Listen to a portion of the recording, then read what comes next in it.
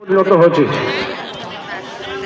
একটা সরকার এমন নির্মম হতে পারে এটা মানুষ কোনোদিনও কল্পনাও করতে পারেনি।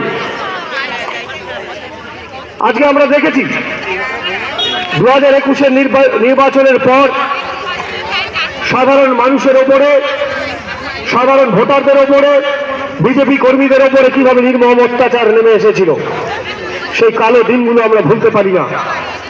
আজকে পঞ্চায়েত ভোট এলে সেই পঞ্চায়েত ভোটটা লুট হয়। সাধারণ মানুষের ভোটে একটি পঞ্চায়েত আপনি দেখাতে পারবেন না যারা সাধারণ মানুষের ভোটে নির্বাচিত হয়েছে। তারা নিজেরাই পঞ্চায়েত হচ্ছে, পঞ্চায়েত ব্যবস্থাকে চালাচ্ছে।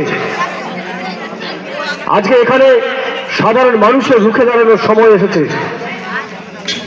এই বিধানসভায় আমরা হেরেছিলাম 2600 সামথিং কিছু ভোটে হেরে গিয়েছিলাম আমরা গত 2021-এর ভোটে।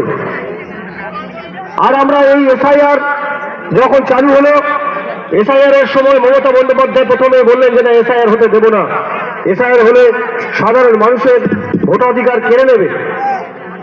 কিন্তু আমরা আজকে দেখতে পাচ্ছি কি যে এসআইআর যাতে হয় তার জন্য মমতা বন্দ্যোপাধ্যায় মুখে তো বলছেন এসআইআর করতে দেব না, অথচ দেখুন প্রত্যেকটা জায়গায় প্রত্যেকটা বুথে তারা কিন্তু ডিএলএ2 দিয়েছে।